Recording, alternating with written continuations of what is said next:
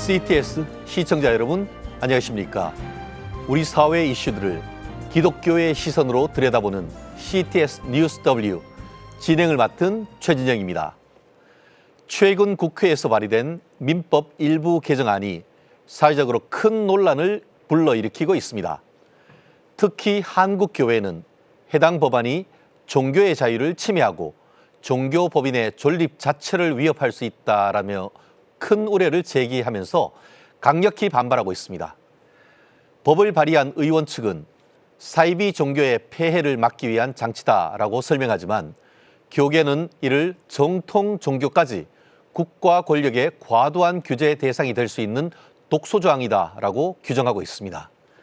이처럼 법안의 취지와 실제 파급 효과를 둘러싼 시각 차이가 대립하는 가운데 과연 이번 민법 개정안은 종교의 자유와 헌법적 권리를 위협하는 법안인지 아니면 사회적 폐해를 막기 위한 불가피한 장치인지 CTS 보도국의 이가영 기자와 함께 알아보도록 하겠습니다. 이 기자, 어서 오십시오. 네, 민법 일부 개정안에 대한 논의가 뜨겁습니다. 먼저 무슨 내용입니까? 네, 올해 1월 무소속 최혁진 의원이 민법 37조와 38조 개정안을 대표로 발의했습니다. 비영리 법인의 설립 허가 취소에 대한 건데요. 설립 허가가 취소되려면 민법 38조 기타 공익을 해야 하는 행위에 대한 내용이 있어야 하는데 이게 굉장히 추상적이고 포괄적이라는 겁니다. 게다가 조사 권한이나 법적 수단이 미비하다는 판단 하에서 법인의 설립 허가 취소 사유를 구체화한 건데요. 헌법 20조 2항 종교분리 원칙 또는 공직선거법 등 관계 법령을 위반해 조직적이나 체계적으로 공익을 현저히 해한 경우 등으로 개정하면서 구체적인 내용을 명문화했습니다. 게다가 반사회적 법인의 자녀 재산을 두고 국고 귀속 제도로 강화하는 등 헌법 질서를 지키면서 법인격의 남용을 방지하겠다는 내용도 담겼는데요. 이를 통해서 사회적으로 무리를 일으킨 특정 종교 집단과 정치적인 결탁을 막겠다는 겁니다. 그렇군요. 그런데 또 이어서 민법 개정안을 발의한 사실이 다시 한번 확인됐는데요. 이번에 연속적으로 발의된 그 배경과 주요 내용은 무엇입니까? 네, 최혁진 의원과 서미화 의원이 2월에 연달아서 민법 32조와 38조를 일부 개정해서 발의했습니다. 그 내용이 현재 우리나라는 주무관청의 허가를 받아서 이제 법인을 설립하는 허가 제도가 있는데요. 근데 그 허가 제도가 권위주의 우리나라 시절에 사회를 통제하도록 사용했다는 비판이 조금 잇따르고 있습니다. 또한 이제 그 각 주무관청에 따라서 허가를 받으려면 기준이 명확하지 않다는 점도 문제로 떠올랐는데요. 이제 국가의 재량으로 허락해주는 허가 제도가 60년 넘게 이어오면서 낡은 법이라는 평가도 적지 않습니다. 그래서 법적인 요건만 충족하면 승인이 되는 인가 제도로 전환하고 그에 따른 요건이나 절차를 법률화하며 법적인 근거를 확립하자는 내용입니다. 그렇군요. 법인 설립의 허가제에서 인가제로 바꾸겠다라는 그런 취지인 것 같은데 무슨 내용인지는 이해가 됐습니다만 한편으로는 한국 교회와 어떤 관련성이 있는지도 의문이 드는데요. 좀 더 상세히 설명해 주시겠습니까? 네, 충분히 그러실 수 있습니다. 우리나라 개별 교회들이 보통 법인이 아닌 비법인 사단 형태라서 이게 관련이 없는 것처럼 보이지만 실제로 성도들의 헌금으로 마련된 교회 재산은 교단사나 유지재단이라는 형태로 관리되는 경우가 있는데요. 그 유지재단이 비영리 법인으로 이제 등기가 돼 있는 상황입니다. 게다가 YWCA 등 기독교 단체도 비영리 법인에 속하는데요. 실제로 YWCA는 전국 지역 법인 50개를 설립하려고 하다 보니 32개는 여성가족부 소관이고 또 17개는 행정안전부 소관이었던 거예요. 그래서 굉장히 복잡한 과정을 겪었는데 게다가 주무관청 재량에 따른 기준도 달라지기 때문에 어려움을 많이 겪었다고 설명했습니다. 현재 이 법안에 대한 입법 논의가 뜨거운 것으로 알고 있는데요. 한국 교회 내부의 구체적인 반응이나 평가 어떻습니까? 네, 이제 한국교회는 특히 비영리법인을 자유롭게 설립한다는 혜택에는 동의하나 관리와 해산 등을 명문화한 조항 등으로 이제 종교 활동을 위축시킬 수 있다는 우려도 있습니다. 먼저 사단법인 한국교회 총연합은 지난 2월 성명서에서 종교 분리를 명분으로 종교를 규제하려는 시도가 헌법 가치를 훼손한다며 의사를 밝혔습니다. 특히 민법을 고칠 것이 아니라 반사회적 종교단체 해산법을 따로 만들어야 한다고 대안을 제시했는데요. 또한 한국기독교교회협의회는 통일교와 신천지에 대한 신속한 수사를 촉구한다면서 성명서를 발표했습니다. 신천지와 통일교의 정치 유착 수사가 우선이지 일반 법령을 개선해서 전체 종교계를 위축시켜서는 안 된다는 겁니다. 그뿐만이 아니라 지난 3월에는 한국교회 법학회 세미나에서도 일본의 통일교 해산 사례처럼 사법부의 판단으로 정교한 절차가 필요한데 이번 민법 일부 개정안은 행정청의 권한을 과도하게 보장한다는 비판적 평가가 줄을 이뤘습니다. 그러면서 반사회적 종교단체 해산을 목적으로 특별법 제정이 필요하다는 목소리도 현장에서 나왔는데요. 한국기독교 공공정책협의회와 한국교회 총연합이 정책 간담회도 열었습니다. 헌법 20조 2항 종교분리 원칙을 중심으로 공익을 사유로 국가가 종교의 정치적 의사표현을 어디까지 제한할 것이냐라는 해석도 잇따랐습니다. 그렇군요. 사이비 종교를 규제한다고 하면은 그 사이비 종교를 규제하기 위한 특별법으로 하면 되는 것이지 일반법인 민법을 바꾸는 것이 바른 접근이냐 하는 그런 그 비판인 것 같습니다. 실제로 교회가 우려할 만한 위험 요소가 존재하는 겁니까?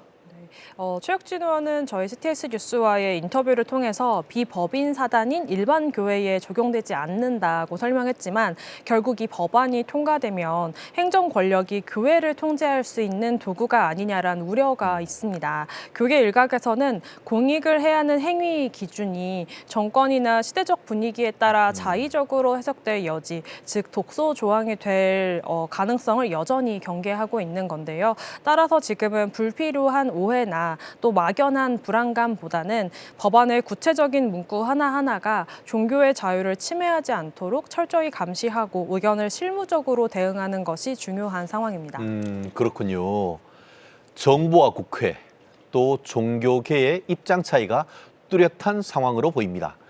그렇다면 한국교회가 사회적 신뢰를 회복하는 동시에 종교의 자유를 지키기 위해 어떤 노력을 이어가야 할까요? 네, 이제 무조건적으로 입법을 반대하는 것이 아니라 한국교회가 스스로 먼저 반사회적 종교 집단과 선을 긋고 투명성을 높이는 자정 능력을 보여줘야 하는데요. 그뿐만이 아니라 이번 민법 일부 개정안에 대해서 한국교회가 신중하게 논의하면서 구체적인 대안을 국회에 제시해야 합니다.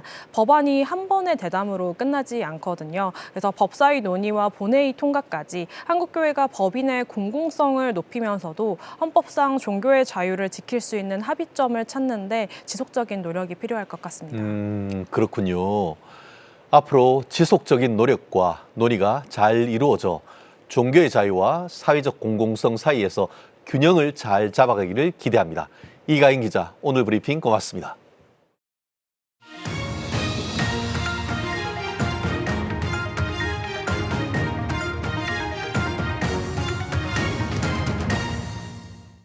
최근 이어지고 있는 경제 위기 상황 속에서 국민들의 어려움이 갈수록 커지고 있다는 목소리가 높아지고 있습니다. 전문가들은 지금의 경제 상황을 단순한 경기 침체가 아니라 우리 사회 전반을 흔들 수 있는 심각한 도전으로 보고 있는데요. 그렇다면 현재 한국 경제를 어떻게 진단할 수 있을지, 그리고 앞으로 어떤 대응이 필요할지 전문 미래학자이자 아시아 미래인재연구소 소장이신 최윤식 박사님과 함께 짚어보겠습니다. 최 박사님, 반갑습니다. 네, 안녕하십니까. 반갑습니다. 네, 요즘 곳곳에서 힘들다, 어렵다라는 소리가 끊이지 않고 들려오는데요. 경제 전문가로서 현 상황을 어떻게 보시는지요? 네, 지금 우리나라 경제가 사실 겉으로는 뭐 평안한 것처럼 보이지만 실제적으로는 굉장히 조금 그 위험한 위기의 뭐 진입 초기 뭐 이렇게 보면 될 것 같습니다. 이유는 우리가 지난 뭐 20, 30년 동안 꾸준한 경제 성장을 했는데 그 성장한 시스템 자체가 이제 성장의 한계에 부딪혔다라고 보면 될 것 같고요. 여기에 더불어서 이제 외부적인 충격 그리고 새로운 미래의 어떤 패러다임들 이런 것들이 이제 중첩되면서 현재의 어떤 그 상황이 펼쳐지고 있지 않을까 이렇게 생각이 됩니다. 최근에는 특히 전쟁으로 인한 경제적 충격이 국민들의 삶에 직접적으로 다가오고 있는데요.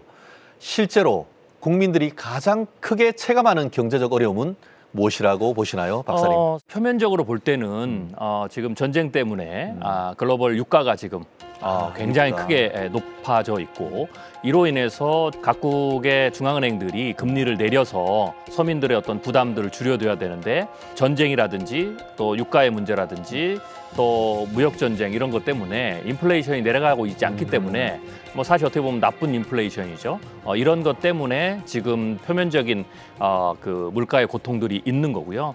근데 이제 이런 부분들이 각국은 뭐 모두가 다 동일하지만 특히 저희 나라 같은 경우는 제가 방금 말씀드린 것처럼 이 구조적인 문제가 좀 껴 있어가지고 뭐 예를 들면 인구 구조의 문제가 지금 뭐 산업 성장에 있어서의 어떤 그 동력을 만들지 못하고 오히려 동력을 이제 떨어뜨리는 그런 이제 구조적 한계에 빠졌고 또 하나는 기존의 우리의 산업의 어떤 성장의 한계들이 부딪혔고 거기에 내수적으로는 국민 전체가 가계부채가 굉장히 이제 높아지고 그렇죠. 여기에 금리가 높다 보니까 추가적인 어떤 소비를 하는 것에 있어서 여력이 굉장히 떨어진 상황이죠.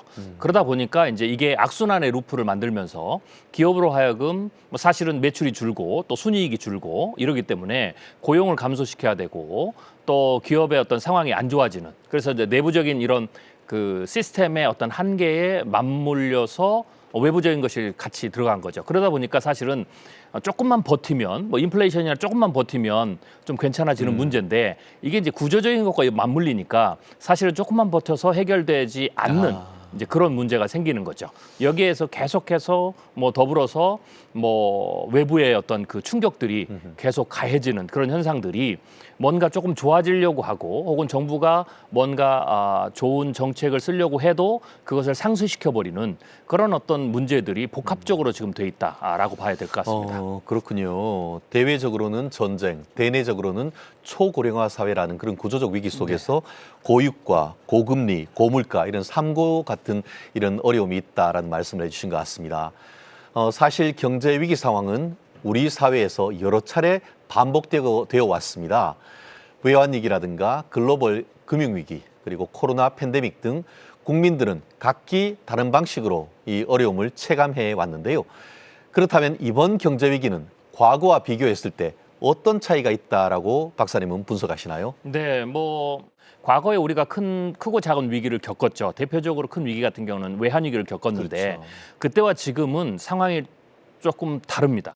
그때는 사실 위기의 진원이 기업이었습니다. 네, 기업이 굉장히 큰 부채를 가졌기 때문에 기업에서 문제가 생겼고 그 기업의 부실이 부도로 이어졌고 그러다 보니까 직장인들이 이제 실직을 하게 되고 그게 가계 경제에 영향을 미쳤던 어떤 그런 상황이죠. 근데 지금은 사실은 그거보다 좀 더 위기가 지속될 수 있는 왜냐하면 기업의 문제는 정부가 빠르게 개입을 해서 그것을 구조조정을 하거나 혹은 소생 자금을 밀어넣으면 기업이 다시 인수합병이나 이런 걸 통해서 다시 도약할 수 있는 어떤 발판 혹은 위기를 끝낼 수 있는 발판을 쉽게 마련할 수 있지만 지금의 문제는 가계부채입니다. 그래서 일부의 기업의 문제가 아니라 국민 전반이 특별히 중산층과 서민층 전반이 더 이상 부채를 끌어쓸 수 없는 상황에 꽉 물려 있는 거죠. 여기에 금리가 높은 상황이고 여기에서 시장 자체가 쪼그라들고 있기 때문에 예전 같은 경우에는 내가 퇴사를 하거나 실직을 하게 되면 자영업을 해서 뭔가 숨통을 떴는데 이제 그것도 되지 않는 상황이고 어떻게 보면 사실 우리나라가 OECD보다 자영업자가 2배나 높은데 그게 지금 줄고 있습니다. 줄고 있다는 것은 좋은 현상이 아니고 이제는 그것조차도 더 이상 내수 경제의 어떤 동력이 될 수 없는 상황까지 지금 이르렀다라고 봐야 되겠죠.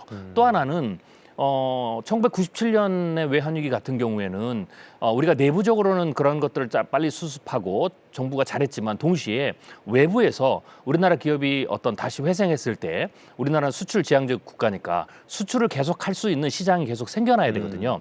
그때는 중국이 성장하면서 한국이 동시에 성장하는. 그렇죠. 예, 그래서 이제 그런 부분에서 중요한 역할을 했었고 또 하나는 우리와 경쟁을 했던 일본이 부동산 버블 붕괴 이후로 스스로 주저앉으면서 우리가 사실 넛크래커에 빠지지 않고 오히려 독보적으로 앞서 나갈 수 있는 그런 환경이 됐기 때문에 우리가 위기를 극복하고 난 이후에 추가적 성장이 가능했던 거죠. 근데 지금은 정반대입니다. 중국은 오히려 이제 중국의 성장은 한국에 가장 큰 충격을 줄 수 있는 게 됐고 지난 20, 30년 동안 잃어버린 20, 30년이라고 했던 일본이 이제는 다시 전열을 가다듬고 미국과 손을 잡고 다시 반격을 하는 이제 그런 상황이 됐죠. 그런데 이런 상황에서 우리나라가 그러면 다시 뭔가 수출해서 새로운 어떤 활로를 얻으려면 과거에 1997년과 같은 중국 정도 되는 시장이 나타나야 되는데 지금은 오히려 그런 시장은 우리에게 아직은 나타나지 않고 오히려 과거에 우호적이었던 우리에게 도움이 됐던 시장들이 거꾸로 전부 다 우리의 추격자, 경쟁자가 돼서 정말로 지금이 넛크래커 현상에 빠지는 그런 어떤 상황이 된 거죠. 결국 중국하고 일본 사이에 낀 우리 호두까기 그 기기 속에 호두가 된 그런 네. 그 형상이다 이런 분석을 해주신 것 같습니다. 경제 위기 속에서 각 가정마다 허리띠를 졸라매며 생계를 유지하기 위한 다양한 방안이 모색되고 있습니다. 그렇다면 이런 위기 상황 속에서 개인과 가정이 재정적으로 가장 먼저 점검해야 될 부분이 있다면은 무엇이라고 보십니까? 우리가 지난 20, 30년 길게는 6.25 전쟁 이후로 우리가 5, 60년 동안 우리의 상식 속에는 한국의 경제는 계속 성장한다. 그렇죠. 일자리도 계속 는다. 은퇴 이후에 큰 부담이 없다라는 것들이 우리에게 지금 생각하고 있는 상식이거든요. 이 상식이 지금 완전히 뒤바뀌고 있다는 것을 받아들여야 됩니다. 경제가 계속 성장한다라는 기대감 속에서 재정에 대한 설계를 하는 것과 경제가 더 이상 성장하지 않거나 혹은 성장이 마이너스, 체감, 실제적인 마이너스가 된다라는 것은 완전히 다른 거죠. 이런 상황에서는 이제는 개인들도 수축 사회 혹은 성장이 멈춘 사회, 최악의 경우는 일본처럼 잃어버린 10년, 20년을 갈 수도 있습니다. 그래서 그런 부분에 대해서 받아들여야 된다라는 게 첫 번째 전제고요. 두 번째로는 이제 그러기 때문에 이제는 우리에게 중요한 것은 부채를 더 이상 끌어당기지 말고 있는 소득에서 소비를 하고 또 현금을 잘 보유하는 왜냐하면 전쟁도 발발이 되고 또 경제 위기가 반복되기 때문에 개인들이 현금의 보유력을 좀 늘리고 여력을 가지고 있는 게 굉장히 중요합니다. 그리고 또 하나는 일자리 문제가 안정치 않기 때문에 내가 급작스럽게 퇴사를 하거나 혹은 퇴직을 하거나 일자리를 잃게 됐을 때에는 결국은 현금이라는 것이 굉장히 중요한 발판이 되는 거죠. 또 두 번째로 중요한 것은 패러다임의 전환과 연관돼 있는데요. 미래 준비를 재설계를 해야 됩니다.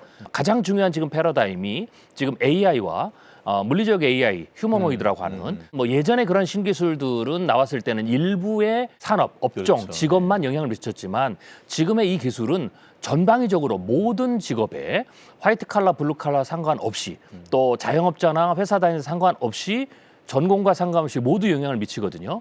그래서 내가 일의 재설계, 미래에 대한 일의 재설계를 지금부터 준비해야 되는 게 필요하죠. 그리고 마지막으로 하나 더 한다면 지출 구조 자체를 재설계하는 것. 그래서 과거보다는 지출의 규모를 좀 줄이지만 우리가 전략적으로 지출함으로써 불필요한 지출을 줄이는 거죠. 그럼으로써 어떤 가게 운영에 어떤 밸런스를 잘 맞추는 이제는 어떤 삶의 패턴, 재정적인 역량들을 기르는 게 굉장히 중요하다라고 볼 수가 있습니다. 그렇군요. 국가적인 차원에서도 이번 경제 위기를 극복하기 위해 다양한 정책적 노력을 이어가고 있습니다. 이러한 정부의 정책과 국제 환경이 앞으로 우리 경제에 어떤 영향을 줄 것인지 어떤 미래가 예상되는지 한번 말씀해 주시죠. 네, 정부는 당연히 미래 변화에 어떤 주시를 해야 되겠죠. 그래서 그런 부분에 대해서 미래 변화를 통찰하는 컨트롤 타워가 잘 운영되는 게 굉장히 중요하고요. 또 하나는 국민의 뭐 에너지 위기라든지 물가 상승이라든지 금리 이런 부분이 있기 때문에 중산층 혹은 심지어는 생계형 소비를 해야 되는 서민층에 즉각적인 타격을 주게 되거든요. 그래서 그런 부분에 대해서 임시적 처방에서의 어떤 그 지원들은 분명히 해야 됩니다. 그렇지만 거기에서 머무르면 안 되고 제가 계속 말씀드렸듯이 한국의 위기는 단순히 이란과의 미국의 전쟁이 끝나거나 우크라이나 전쟁이 끝나거나 뭐 이런 정치적인 어떤 무역 전쟁이 끝나고 나면 괜찮아지는 게 아니기 때문에 구조적으로 뼈를 깎는 어떤 그 선제적 구조 조정이 필요하다라고 봐야 되는 겁니다. 또 하나는 중장기적으로 우리나라의 사실은 성장의 한계에서 기업은 미래 산업으로 나아갈 수 있도록 정부가 가이드라인을 잘 제시하고 또 폭넓은 지원을 해야 되는 것 이게 이제 굉장히 중요하고요. 그걸 위해서는 뭐 규제에 대한 완화라든지 맞춤형 지원 정책에 대한 지혜로운 것들이 필요하죠. 저는 뭐 이런 부분들은 충분히 정부와 기업이 잘 해 나가고 있고 해 나갈 수 있다라고 봅니다. 그런데 정말로 시급하고 보이지 않는 저 잠재된 위기는 부동산 가격이 안정화입니다. 그리고 교육비의 문제죠. 사실은 이 두 가지가 생애 주기에서 가장 많은 비용을 쏟아붓는 거고요. 그런데 부동산 가격의 안정화는 이제 한국의 성장의 한계에 도달했고 수축 사회에 들어갔고 심지어는 성장하지 않는 시기를 10년이나 20년을 갈 수도 있다라는 거죠. 이런 경우에는 오히려 부동산이 가격이 오르기보다는 정체되거나 하락하면서 오히려 거대한 데미지를 줄 수가 있는 거죠. 그래서 이런 부분들을 안정적으로 관리하는 것. 가게 살림과 굉장히 중요한 거고요. 또 하나는 사실 교육비의 문제인데 부동산만큼은 안 들지만 실제로 가게 살림에서 뭐 크게 보면 거시어 보면 출산율이 떨어지는 것부터 시작해서 은퇴 문제 그리고 여러 가지 문제에서 굉장히 중요한 포지션을 잡고 있는 게 막대한 교육비인 거죠. 그래서 이 부분을 교육 개혁이라든지 최대한 다른 국가보다 앞서서 이 AI 시대의 새로운 교육 패러다임을 잘 받아들이는 걸 통해서 교육비의 절감이라든지 이러한 부분들도 아무리 정권이 바뀌더라도 이거는 국가적인 차원이고 국민의 문제니까 영속성 있는 정책들을 마련하는 게 굉장히 중요하다 이렇게 볼 수가 있습니다. 그렇습니다. 경제 위기 속에서 느끼는 불안은 수치로 드러나는 지표 이상의 의미가 될 것입니다. 미래에 대한 불안과 두려움으로 힘든 분들이 적지 않을 텐데요. 이러한 불안을 어떻게 바라보고 또 어떤 시각에서 접근해야 할지 우리 경제 전문가이시자 목사님으로서 한 말씀 해주시죠. 네, 사실 이런 위기가 오면 보통 사람들은 이것을 이제 두려워하거나 혹은 위기가 오래되면 패배주의에 빠져들게 되거든요. 저는 우리 그리스도인들은 그것을 경계해야 된다. 그래서 우리가 이런 상황을 두려움이나 혹은 패배주의에 빠지지 않아야 된다라는 것이 이제 가장 중요한 거고요. 또 경제적인 풍요만큼 우리에게 중요한 게 믿음의 부요함이죠. 그래서 그러한 것들을 얻을 수 있는, 그러한 은혜를 받을 수 있는, 또 그런 선물을 받을 수 있는 어떤 그러한 삶이 되었으면 좋겠고요. 또 하나 마지막으로 좀 말씀을 드리면 사실 우리에게는 또 천국에 대한 소망도 있고 이 땅에서 이루어 갔을 때 주님이 주시는 놀라운 은혜와 하나님의 어떤 약속 이라는 것들을 믿고 절대로 패배주의에 빠지지 말고 두려움에 떨지 말고 우리가 신앙으로 헤쳐나가면 충분히 이 위기도 얼마든지 우리가 극복 가능하다라고 볼 수가 있겠습니다. 경제 위기 속에서 모두가 느끼는 불안과 어려움 분명 큽니다. 하지만 우리 사회는 수많은 위기를 함께 이겨내며 성장해 왔습니다. 이번 위기도 반드시 극복할 수 있을 것이다라는 믿음과 희망으로 나아가기를 기대하며 CTS 뉴스 W 오늘을 여기까지 마치겠습니다. 저출생과 동성애, 이단과 이주민, 글로벌 이슈 등 한국 교회가 주목해야 될 진짜 뉴스로 다시 찾아뵙겠습니다. 시청해 주신 여러분 고맙습니다.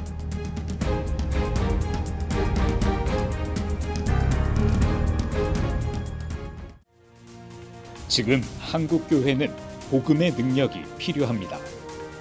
하나님 앞에서 자신을 돌아보는 회개 용서 운동, 성령의 임재를 간절히 구하는 기도 성령 운동, 오직 말씀과 기도로 다시 일어서야 합니다.